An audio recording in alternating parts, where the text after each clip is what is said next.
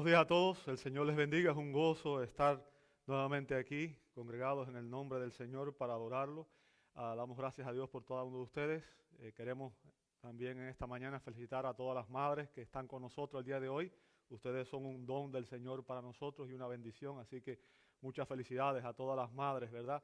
En este día nos gozamos en el Señor. Me dio mucha alegría ver ayer la actividad que se hizo con relación a las madres. Agradezco a todas las damas que invirtieron tiempo, esfuerzo y energía para hacerla posible.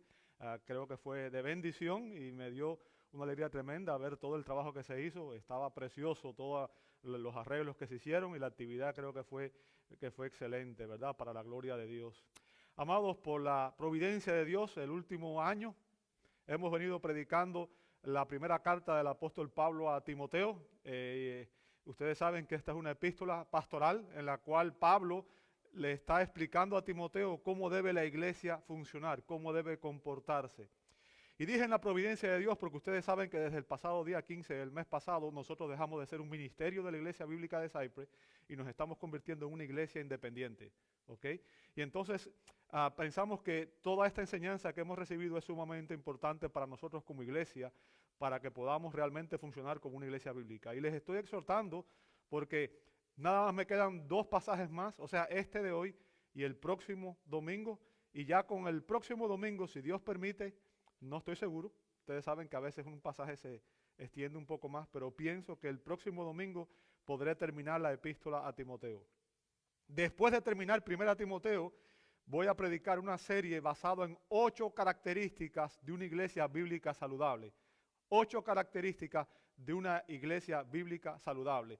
Es temática, pero obviamente cada mensaje va a ser expositivo, va a ser desde la palabra de Dios y la idea es que aprendamos cómo debe funcionar una iglesia bíblica saludable. ¿Okay? Lo estamos invitando a todos para que usted participe en esa serie, no se pierda esa serie porque creo que va a ser de mucha bendición. ¿Okay? Les invito a que abran sus Biblias en 1 Timoteo capítulo 6, versos 17 al 19. Abra ahí su Biblia, por favor. 1 Timoteo 6, 17 al 19. Y por favor, cuando encuentre el pasaje, póngase de pie para reverenciar al Dios de la palabra. 1 Timoteo capítulo 6, versos 17 al 19. Abra ahí su Biblia, por favor.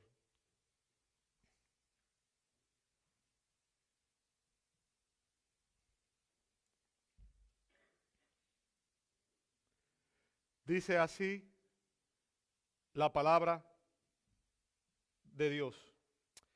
A los ricos en este mundo, enséñales que no sean altaneros ni pongan su esperanza en la incertidumbre de las riquezas, sino en Dios, el cual nos da abundantemente todas las cosas para que las disfrutemos. Enséñales que hagan bien, que sean ricos en buenas obras, generosos y prontos a compartir, acumulando para sí el tesoro de un buen fundamento para el futuro, para que puedan echar mano de lo que en verdad es vida. Señor, agradecemos esta bendición de poder congregarnos en tu nombre, Señor. Sabemos que como dice este precioso himno que cantamos al final, sobre todo tú eres rey. Tú estás en control de todo, tú eres soberano, Señor. Por tanto, venimos ante tu preciosa y bendita presencia, Señor, reconociendo de que no es por nuestros méritos, sino por los méritos de nuestro Señor y Salvador Jesucristo, quien fue nuestro Redentor, quien pagó en la cruz del Calvario por nuestros pecados, para que pudiéramos ser reconciliados contigo, Señor. Ayúdanos a entender, Padre, la enseñanza de tu palabra en esta mañana. Tu Espíritu Santo sea el Maestro que nos ilumine y nos capacite para poder entender el mensaje de tu palabra y que Él también aplique esta verdad a nuestros corazones y a nuestras mentes. Lo pedimos en el nombre de Jesús. Amén y amén. Pueden tomar sus asientos. Muchas gracias a todos, hermanos. ¿A quién de ustedes no le gustaría ser rico? ¿Quién de ustedes alguna vez no ha soñado con ser rico, con ser millonario, cierto? Creo que en algún momento todo el mundo lo ha hecho. Bien. Ahora, déjame decirte, las riquezas materiales pueden ser una gran bendición, pero también la Biblia nos advierte que las riquezas materiales pueden convertirse en una piedra de tropiezo, en una gran maldición. Ahora, no sé cuántos de ustedes han leído el Nuevo Testamento, Pero si usted lee el Nuevo Testamento, en el libro de Mateo, capítulo 19, versos 16 en adelante, hay un encuentro entre Jesús y un joven rico. ¿Ok?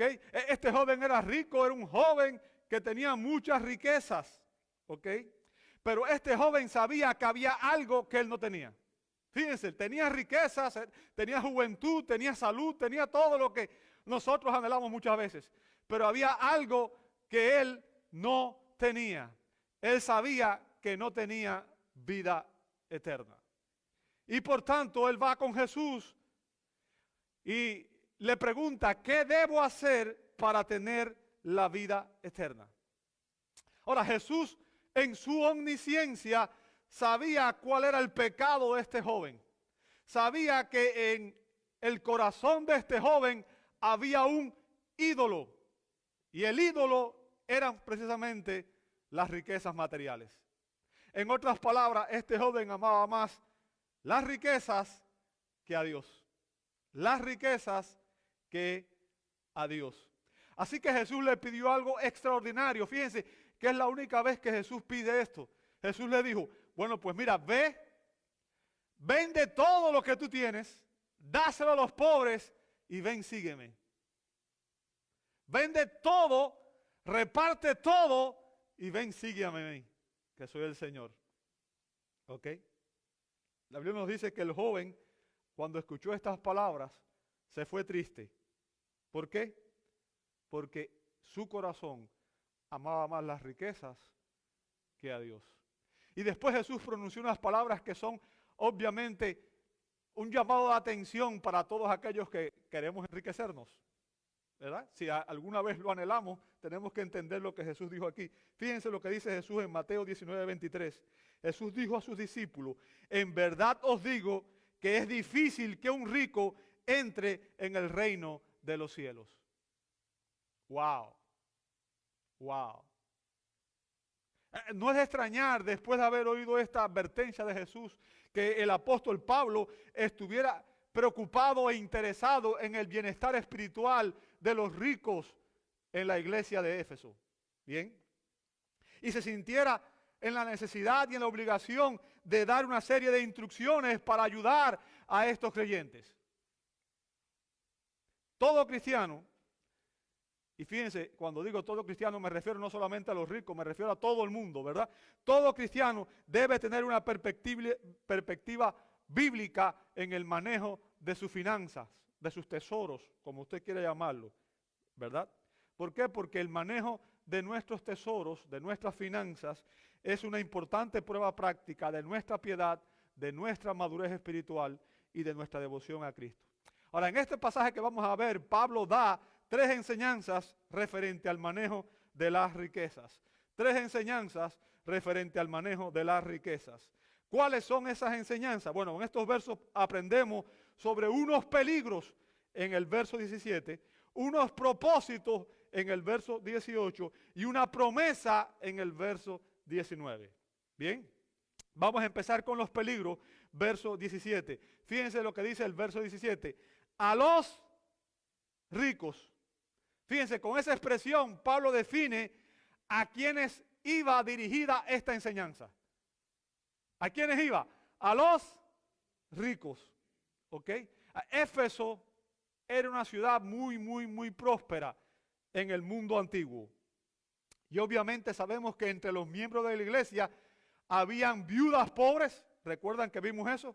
Habían esclavos, habían siervos.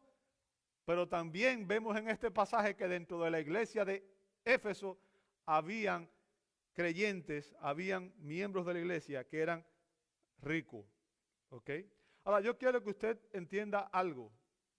La Biblia nos enseña que las personas somos ricas o pobres debido a los propósitos de Dios. ¿Escuchó eso?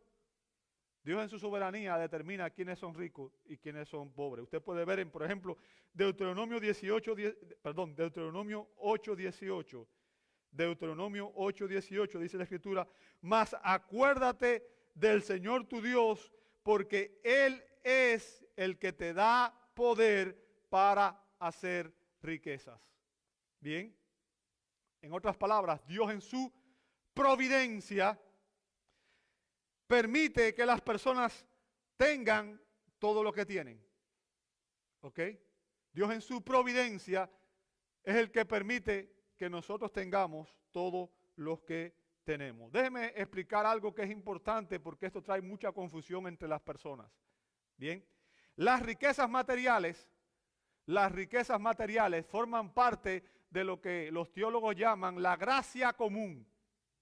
Gracia común. ¿Qué es la gracia común? Bueno, es el beneficio de Dios, es el favor de Dios que Dios imparte a todos por igual. O sea, a cualquier persona por igual. No hace distinción entre los creyentes y los incrédulos. Por ejemplo, cuando sale el sol, no sale el sol solamente para los creyentes, sino que el sol sale ¿para quién? Para todos, ¿cierto? Cuando llueve, no llueve solamente para los creyentes, llueve ¿para quién? Para todos. Bueno, igual las riquezas no solamente están en manos de los creyentes, están en manos de personas que son creyentes, pero también hay muchos incrédulos que son ricos, ¿cierto? Y es por eso que se advierte en el Antiguo Testamento en algunas partes, no te inquietes al ver que los incrédulos prosperan. Se dice en algunos pasajes del Antiguo Testamento, ¿verdad? La Escritura nos enseña, por ejemplo, en el Salmo 52:7, Salmo 73:12, que hay muchos ricos, muchos incrédulos que son ricos, que prosperan. ¿Bien?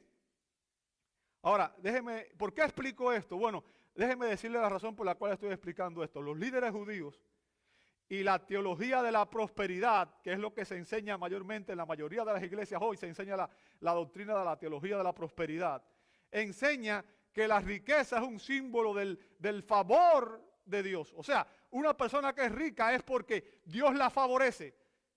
Pero la idea es que mezclan estas dos cosas con el hecho de que piensan que la bendición implica, es una evidencia de que esa persona tiene el favor salvífico de Dios. Pero la Biblia enseña que eso no es verdad. La Biblia enseña que eso no es verdad. ¿Ok? O sea, en la Escritura no vemos que todo creyente que fue un genuino creyente fue rico. De hecho, vemos muchos creyentes que fueron pobres durante toda su vida. ¿Ok? Y si usted estudia la historia de la iglesia, se va a dar cuenta que la mayor parte de los creyentes en la historia de la iglesia primitiva eran pobres y no ricos. Bien, es importante que entendamos esto. Es un grave error teológico asociar las riquezas materiales con el favor salvífico de Dios. Eso es un error teológico. Y obviamente la teología de la prosperidad es una aberración, es una teología errada totalmente. ¿Bien? Y eso es lo que buscan, es lo que promueven los falsos maestros que, como vimos ya en el verso 5, usan la piedad como un medio para enriquecerse. Se hacen ricos ellos mientras hacen más pobres y más necesitados a las personas a las cuales están engañando. ¿Bien? Ahora, si alguna vez te has preguntado, y como digo, si todo el mundo en algún momento sintió deseo de ser rico, si alguna vez te has preguntado, entonces, ¿por qué Dios no me da riqueza a mí? ¿Cierto? Quizás te la haga, bueno, ¿por qué Dios no me da riqueza a mí? ¿Por qué se la da a un incrédulo y no me la da a mí? Si yo soy un cristiano. Y muchas veces uno oye y dice, me da gracia porque cuando las personas juegan la lotería, cuando están en la lotería, ¿verdad? Y le preguntan, bueno, y si ganas la lotería, ¿qué ibas a hacer? Oh, con esto yo voy a ayudar a mi familia y voy a ayudar a no sé quién y voy a ayudar a no sé cuánto. Muchas buenas intenciones, ¿cierto? Déjeme decirle, 7 de cada 10 personas que ganan la lotería en menos de 5 años están en bancarrota. ¿Sabe por qué? Porque el que no sabe manejar las cosas, no sabe manejar su finanza, no importa cuánto le regalen, al final lo va a desperdiciar, lo va a botar. ¿Ok? No funciona de esa manera. Las personas no entienden. Y si usted se pregunta por qué Dios no te da riqueza a mí, déjame decirte algo y se lo vuelvo a repetir. Uno de mis profesores en el seminario decía, cuídate siempre de las 3 F. Falda, fama y la tercera era fortuna. Fortuna. ¿Por qué? Porque no todo el mundo sabe manejar bien el dinero. El dinero tiene un poder tremendo para llevar a la persona en un camino equivocado. ¿Ok? Muchas personas cambian sus actitudes, sus ideas. Y no es que cambiaron, simplemente cuando tienen el dinero empiezan a sacar lo que realmente hay en sus corazones. no todo el mundo es capaz de manejar sabiamente las riquezas. Fue por eso que un hombre sabio, ¿sabe? El libro de Proverbios habla sobre la sabiduría espiritual. Bien, y cuando se habla de sabiduría en la Biblia, no se refiere al conocimiento teórico, porque hay personas que piensan que son sabias porque tienen 4 doctorados de la Universidad de Harvard y no sé qué. Déjenme decirle, he visto algo, y es que mientras más doctorado tienen las personas en las universidades famosas, más ignorantes son en cuanto a las cosas espirituales. ¿Ok? El autor de Proverbios habla de la sabiduría, ¿sabe? Y la sabiduría en la Escritura, recuerde, el principio de la sabiduría, ¿cuál es? El temor del Señor. Si usted no teme al Señor, usted no es sabio. No importa cuántos títulos tenga, puede tener 15 títulos de doctor en todas las ciencias del mundo, pero usted no es sabio. Una persona humilde que teme al Señor y que tiene la palabra de Dios, tiene sabiduría. ¿Por qué? Porque Dios nos guía, nos da sabiduría, ¿verdad? Y el autor de Proverbios oró así. Proverbios 30, verso 8. Fíjense lo que dice este hombre. No me des riquezas. Wow. ¿Alguna vez ha orado así? No me des riquezas. Obviamente dice, no me des pobreza tampoco, ¿verdad? Pero no me des riqueza. Verso 9 explica por qué él dice que no me des riqueza. Dice, no sea que me sacie y te niegue y diga, ¿quién es el Señor? ¿Se da cuenta? Esa es la oración de un hombre sabio. El hombre sabio sabe que si llega a tener demasiada riqueza, podría dejar de depender de Dios. Dejar de depender de Dios. ¿Ok? La pregunta, cuando él hace la pregunta, ¿quién es el Señor? O sea, refleja una extrema arrogancia. ¿Quién es Dios? Yo tengo todo esto porque yo soy el bárbaro de la película. ¿Verdad? Porque soy más inteligente, porque soy mejor. ¿Sabe? Este es uno de los peligros que enfrentan las personas que tienen riquezas. ¿Ok? Ahora,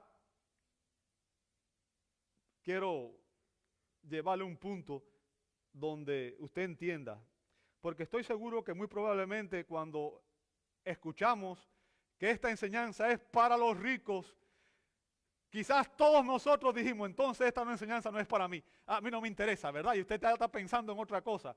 Déjeme hacerle una aclaración. Bien, déjeme hacerle una aclaración.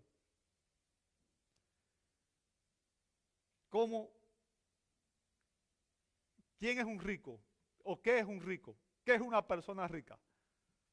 Bien, esa es una buena pregunta.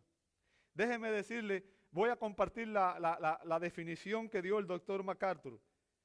Dice lo siguiente, ser rico, escuche bien, ser rico es tener más de lo que es esencial. ¿Escuchó eso? Ser rico es tener más de lo que es esencial. Ok, bueno, entonces la pregunta es, ¿qué es lo esencial? ¿Cierto? Ya vimos en 1 Timoteo capítulo 6, verso 8, Pablo dijo, y si tenemos que comer y con qué cubrirnos, con eso estemos, ¿qué cosa? Contentos. O sea, si tenemos comida, si tenemos una muda de ropa y si tenemos un techo, nosotros deberíamos estar satisfechos. ¿Entendió eso? Si tenemos más de eso, entonces usted es rico. ¿Entendió el punto? Entonces usted es rico. Hermano, lo que quiero que entiendan es lo siguiente. Si nosotros pudiéramos establecer una comparación entre el estándar de vida que tenemos nosotros aquí con los creyentes de Éfeso, la mayoría de los creyentes de Éfeso, es más, si pudiéramos establecer una comparación entre nuestro estándar de vida y muchos creyentes en muchos de nuestros países, nosotros somos ricos. Porque estoy seguro que en muchos de nuestros países hay personas que son creyentes y no tienen ni siquiera un plato de comida para hoy. No tienen una muda de ropa que ponerse decente. Niños andan sin zapatos. Y nosotros nos damos el lujo de botar comida, desperdiciar comida, de comprarnos 20 pares de zapatos, de tener, cuando tenemos un solo par de pies, ¿verdad? Entonces somos ricos, ¿sí o no? Quizás no somos ricos en el sentido de decir, bueno, no me puedo comparar con Bill Gates, pero seguramente de vez en cuando me doy el lujo de ir y comprarme una cosa, algo caro. Bien, y ese es el punto que usted debe entender. La pregunta es, entonces, ¿cómo estoy manejando yo mis finanzas? ¿Uso yo los tesoros que Dios me da para la gloria de Dios? Bien. Honramos a Dios con lo que Él nos ha dado. Recuerde, todo lo que tenemos es porque Dios nos lo ha dado. ¿Uso yo lo que Dios me da para su gloria realmente? Fíjense, cuando Pablo dice, los ricos son ricos en este mundo. ¿Lo ve ahí? ¿Sí o no? A los ricos en este mundo. Verso 17. ¿Lo ve conmigo? ¿Sabe? El término mundo también puede ser ahí traducido siglo, ¿verdad? O era. ¿Bien? Y lo que Pablo enfatiza aquí, amado hermano, nuevamente, es el carácter transitorio de las riquezas terrenales. ¿Me escuchó?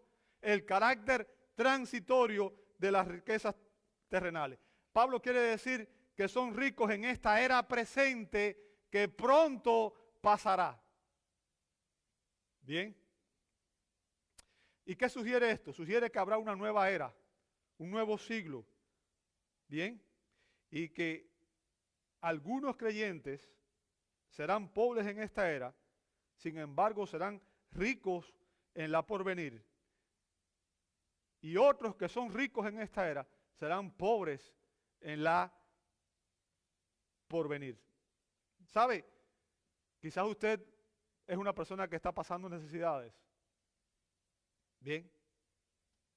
Quizás usted es pobre en esta era.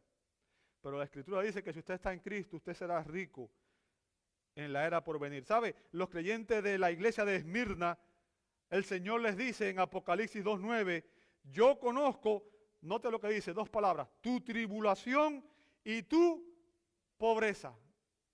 ¿Ok? Pero escuche las palabras de Jesús después, lo que le dice a estos creyentes.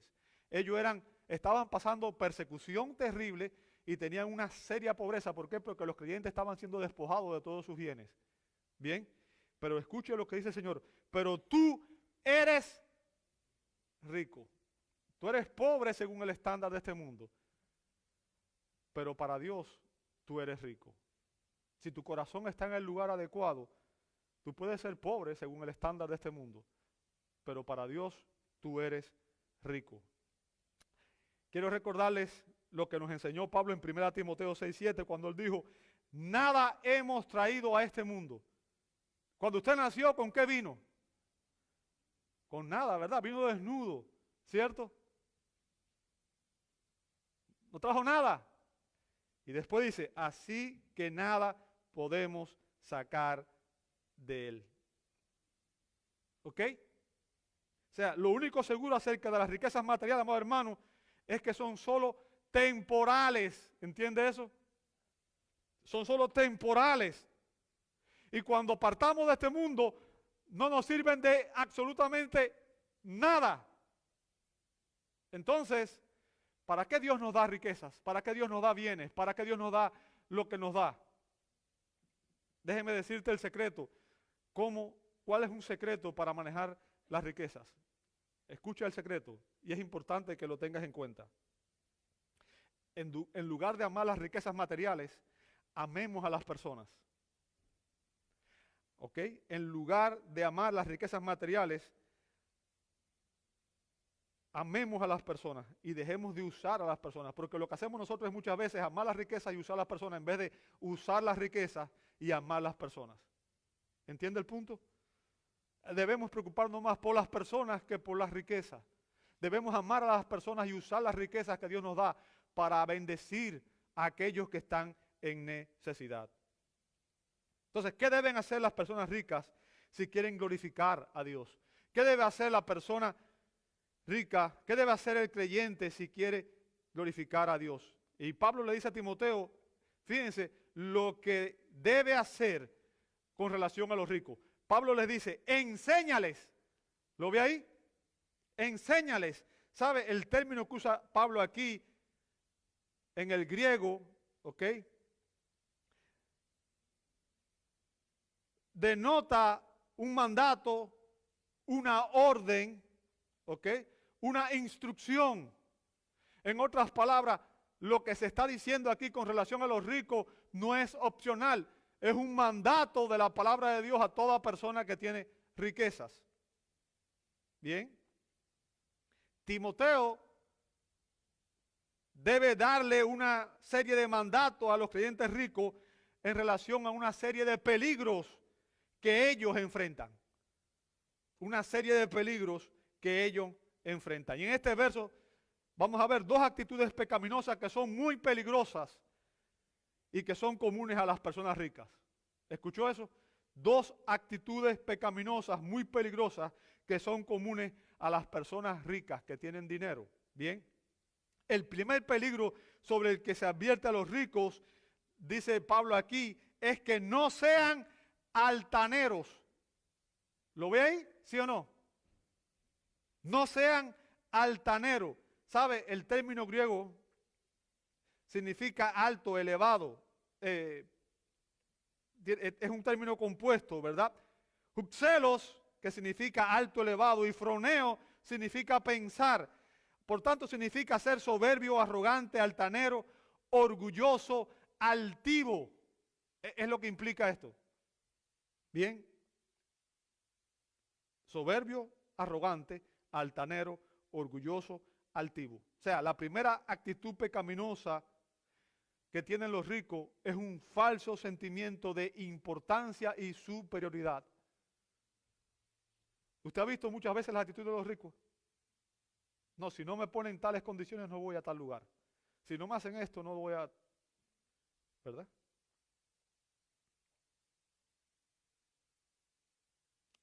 Las riquezas le dan un falso sentimiento de importancia, de superioridad. Y es que en este mundo caído, amado hermano, las riquezas otorgan poder y privilegio. ¿Sí o no? Los ricos pueden hacer cosas que otra gente no puede hacer. Las riquezas otorgan poder y privilegio. Pueden comprar a otras personas. Bien. Y lo cierto es que la mayoría de las personas admiran a los ricos. Admiran a los ricos.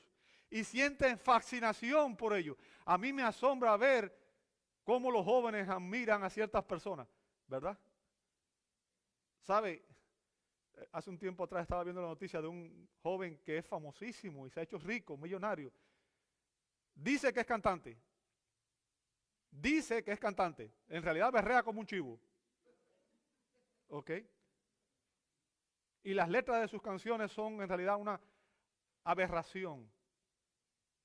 Se ha hecho tan famoso que se le subieron los humos a la cabeza. Y vino una jovencita a tratar de tirarse una foto con él y le agarró el teléfono y se lo tiró, se lo botó. Se cree superior.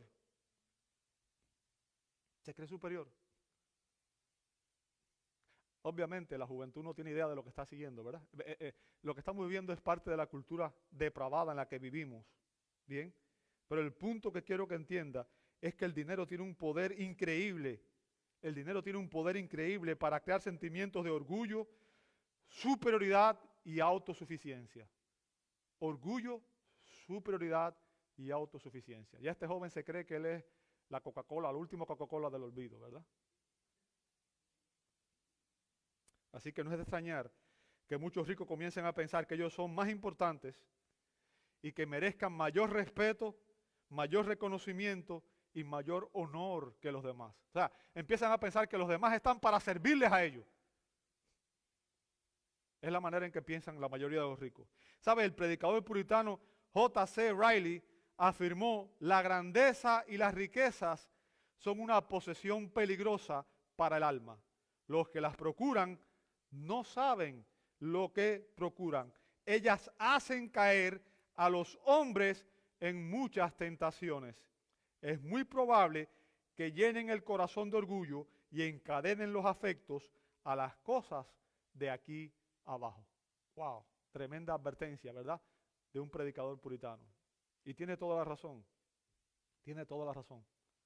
Ahora, el segundo peligro del que advierte el apóstol Pablo a los ricos, dice Pablo, es que ni pongan su esperanza en la incertidumbre de las riquezas, ni pongan su esperanza en la incertidumbre de las riquezas. Fíjense, la segunda actitud pecaminosa, sumamente peligrosa, es que las riquezas dan un falso sentido de seguridad. ¿Entendió eso? Un falso sentido de seguridad. ¿Sabe? Muchos ricos ponen su esperanza en sus riquezas y no en Dios.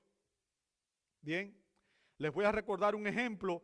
Jesús puso un ejemplo, lo vemos en Lucas 12, 16 al 21, una parábola de un hombre al que Jesús llamó necio. ¿Ok? Dice Lucas 12, 16, también le refirió una parábola diciendo, la tierra de cierto hombre rico. ¿Lo veis conmigo? O sea, aquí se está hablando de un hombre que es rico. Dice, había producido mucho. Verso 17. Y pensaba dentro de sí diciendo, ¿qué haré ya que no tengo dónde almacenar mis cosechas? Verso 18. Entonces dijo, esto haré, derribaré mis graneros y edificaré otros más grandes y allí almacenaré todo mi grano y mis bienes. Ahora, nota el verso 19 que es el punto principal en esta enseñanza. Dice el verso 19, y diré a mi alma, alma, tienes muchos bienes depositados para muchos años, descansa, come, bebe, diviértete. ¿Ok? ¿Se da cuenta? O sea, su actitud ahí era que tendría una vida fácil y segura porque creía que tenía todo lo que podía desear o necesitar. Yo no necesito nada más, ya lo tengo todo. Así que ahora voy a gozar la vida. Bien. Verso 20, pero Dios le dijo, necio, esta misma noche te reclaman el alma. Y ahora, ¿para quién será lo que has provisto? Así, note lo que dice al final. Así es el que acumula tesoros para sí y no es rico para con Dios. ¿Se da cuenta? Aquellos que son ricos en este mundo, pero no son ricos en el siguiente. Y esa es la distinción que hay que ver. ¿Queremos ser ricos aquí o queremos ser ricos en el reino de los cielos? ¿Ok? Fíjense, la respuesta de Dios es que este hombre era un hombre necio. Un tonto. No voy a usar la palabra porque es muy fuerte, ¿verdad? Pero la palabra podría ser estúpido. Porque desechar las riquezas espirituales, desechar el reino eterno. O sea, póngase a comprar. Suponga que usted viva 100 años. ¿Qué son comparados 100 años con una eternidad? Es nada. Es nada. ¿Ok? Así que Dios le dice que era un hombre necio. ¿Por qué? Porque esa noche sus riquezas no le servirían de nada. Su seguridad era falsa. ¿Sabe? Juan Crisóstomo dijo que estas personas son ricos en este mundo porque otros son ricos en el mundo venidero. Bien. Así que los cristianos nunca debemos poner nuestra esperanza en las riquezas temporales, en los bienes de este mundo. Bien. Dice Pablo, ¿en dónde tenemos que poner nuestra esperanza? Dice, sino en Dios. O sea, nuestra esperanza debe estar en Dios, el cual, dice Pablo, nos da abundantemente todas las cosas para que las disfrutemos. ¿Bien? ¿Sabe? Solamente el verdadero conocimiento de Dios nos permite poner nuestra esperanza en Dios. Recuerde que en el pasaje anterior Pablo dio una doxología, explicó quién es el Dios en el cual creemos. Él es el creador de todo lo que existe. Él es el Señor, Él es el dador, Él es el dispensador de toda bendición. ¿Bien?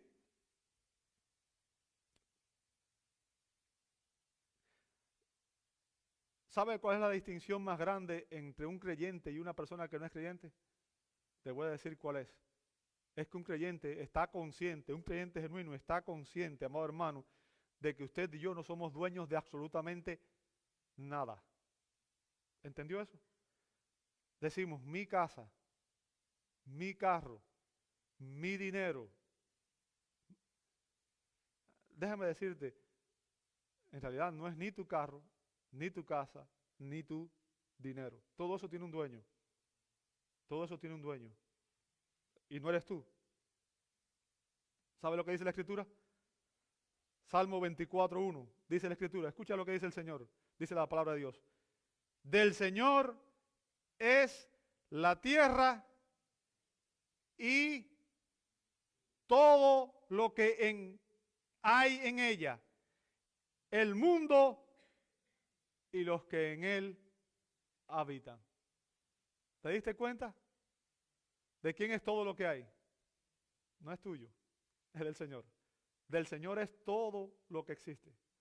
Incluso tú no eres tuyo.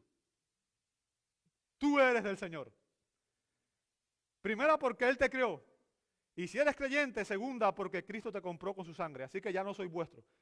Habéis sido comprado por precio. La sangre preciosa de Cristo. Por tanto, tú no puedes vivir tu vida para ti, para tu egoísmo, para satisfacer tus pasiones egoístas, sino que debes vivir tu vida para agradar a Dios. Nada es tuyo. Usted y yo no somos dueños de nada.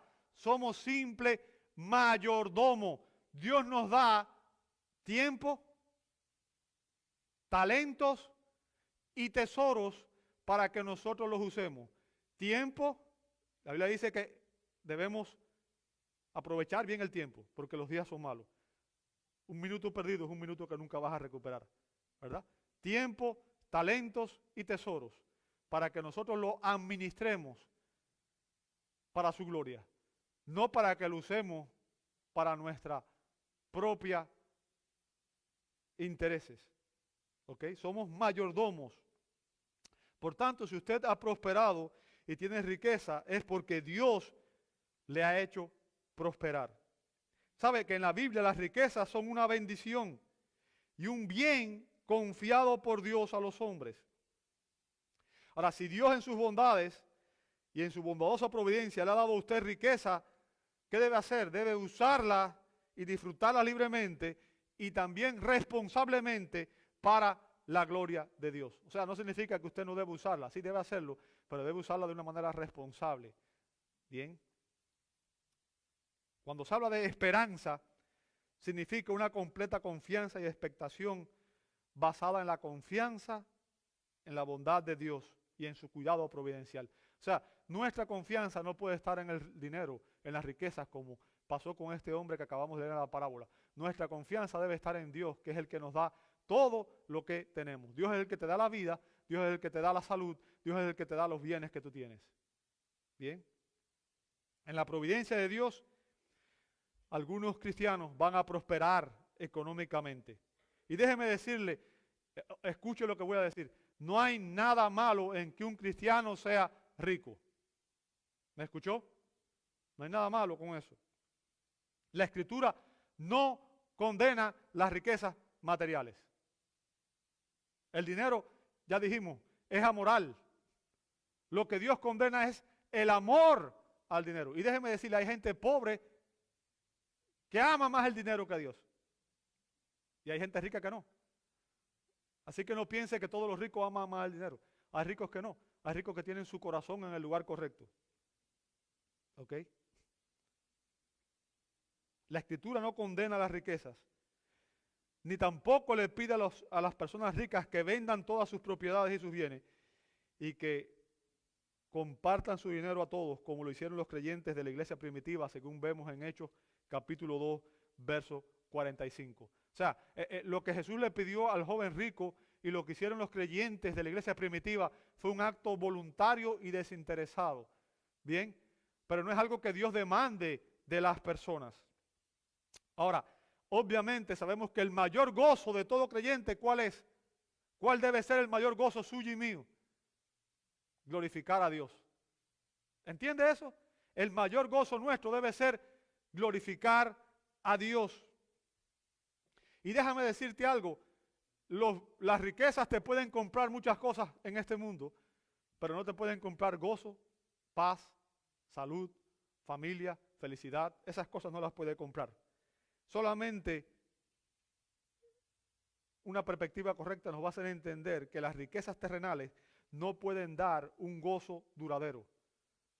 Usted puede tener mucho dinero. Recuerde lo que les conté de Steve Jobs, que al final era multimillonario y supo que todas sus riquezas no le valían de nada porque se enfermó, no pudo comprar su salud y no pudo comprar para seguir viviendo un día más.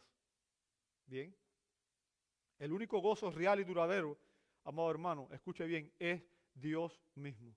Nuestro gozo es vivir de una manera que traiga gloria a Dios. Esa debe ser nuestra prioridad en nuestro estilo de vida. Cualquiera, escuche bien lo que voy a decir, cualquiera que encuentre gozo en el dador, también disfrutará de sus dones. En otras palabras, si su gozo está en Dios, entonces usted va a poder disfrutar de todos los dones que Dios le da. Pero aquellos que tienen puesta su vista en los dones de Dios, pero no aman al dador, no va a poder disfrutar absolutamente nada, porque tiene la perspectiva equivocada. Y sabe, el alma humana nunca se satisface. Alguien dijo que el mundo tenía lo suficiente para la necesidad humana, pero no para la codicia humana. ¿Cuándo usted ha visto un rico que diga, ya no necesito nada más? No, siempre quiere más. Siempre quiere más. ¿Ok? Déjame decirte, el verdadero gozo solo es posible para aquellos que tienen una perspectiva correcta sobre las riquezas. ¿Y cuál debería ser esa perspectiva? Bueno, Jesús enseñó en Mateo 6, 19 al 21. No os acumuléis tesoros en la tierra, donde la polilla y la herrumbre destruyen, y donde ladrones penetran y roban, sino acumulados tesoros en el cielo, donde ni la polilla ni la herrumbre destruyen, y donde ladrones no penetran ni roban. Porque donde esté tu tesoro, allí estará también tu corazón. ¿Dónde está tu corazón? ¿En las cosas de este mundo o en las cosas eternas? Esa es una muy buena pregunta. Jesús nos enseña que debemos usar nuestros recursos materiales y financieros, sean pocos o muchos, para propósitos celestiales y eternos. Ahora, después de examinar los peligros, vamos a analizar los propósitos. Los propósitos. ¿Qué debemos hacer con nuestros tesoros, con nuestro dinero? Dice Pablo, verso 18, nuevamente, enséñales que hagan, ¿qué cosa? Que hagan bien. ¿Sabe? El término ahí, hagan bien, es una sola palabra en el griego, significa hacer lo bueno, hacer buenas obras, hacer actos inherentemente nobles y dignos de alabanza. Ahora, yo quiero que usted entienda, la conversión auténtica a Cristo cambia de tal manera la vida de las personas que sus prioridades y propósitos también cambian. ¿Escuchó eso? Cuando Dios transforma nuestro corazón, al transformar nuestro corazón, nuestras prioridades y nuestros propósitos cambian en la vida. ¿Ok? Así que el deber de todos los creyentes ricos, amado hermano, es utilizar los recursos financieros que Dios le ha dado para ayudar a expandir el mensaje del Evangelio y que otros puedan oír el mensaje de la salvación en Cristo, ¿verdad? Y también para ayudar, suplir las necesidades de todos aquellos que son necesitados, las viudas, los pobres, los desvalidos, los huérfanos, ¿verdad? Esas deberían ser nuestras prioridades como creyentes. Se les ordena a los ricos que sean ricos en buenas obras, ricos en buenas obras, o sea, acciones que tienen el propósito de beneficiar a otros. Déjame decirte, las buenas obras de las que se habla aquí, ¿ok? Son obras que es Dios quien nos capacita a hacerlas. Si usted ve conmigo en Efesios 2:10, dice la Escritura, porque somos hechura suya, y está hablando obviamente de los redimidos, ¿verdad? Dios nos hace nueva criatura, ¿cierto? Dice 2 Corintios 5:17, dice, somos hechura suya, creados en Cristo Jesús. Ahora, ¿para qué fue que Dios nos cambió? ¿Para qué fue que Dios nos transformó? Nota lo que dice después, para hacer, ¿qué cosa? Buenas obras, las cuales Dios preparó. ¿Cuándo las preparó? Para que anduviéramos en ellas. Déjame decirte, usted ve, por ejemplo, frecuentemente, fulano de tal, un rico, hizo una tremenda donación a tal lugar. Bien, le llaman filántropos y la gente lo admira y la gente lo reconoce. Ahora, déjame decirte varias cosas. En primer lugar, la Biblia dice, lo que tú hagas, cuando tú des algo, que tu mano izquierda no sepa lo que dio tu mano derecha. En otras palabras, si tú das algo para ayudar a alguien, nadie tiene que enterarse. Cuando tú empiezas a decirlo a todo el mundo es porque tú tienes la intención de que te reconozcan, de que la gente diga, wow, qué bueno es, ¿verdad? La intención no es glorificar a Dios. Ahora, ¿qué es lo que te estoy tratando de explicar? Muchos ricos hacen obras filantrópicas, dan dinero, hacen donaciones, pero su propósito, primero, es evitar pagar taxes, ¿cierto? Es lo primero, para evitar pagar taxes. Y segundo, es para que la gente los alabe y los reconozca, ¿cierto? Es lo que buscan, reconocimiento de los hombres. Jesús dice que cuando tú haces eso, tú eres un hipócrita y por tanto, si tú ayudas a un hermano, nadie tiene que saber que tú lo hiciste. Es algo que solamente Dios debe ver, ¿ok? Solamente Dios debe ver. Las buenas obras, escucha bien lo que te voy a decir, amado hermano. Esto es importante. Las buenas obras son contrarias a la naturaleza humana pecadora. Ningún pecador hace buenas obras que glorifican a Dios. Porque la intención de su corazón nunca es glorificar a Dios, siempre es buscar su propio bienestar. ¿Me entendió?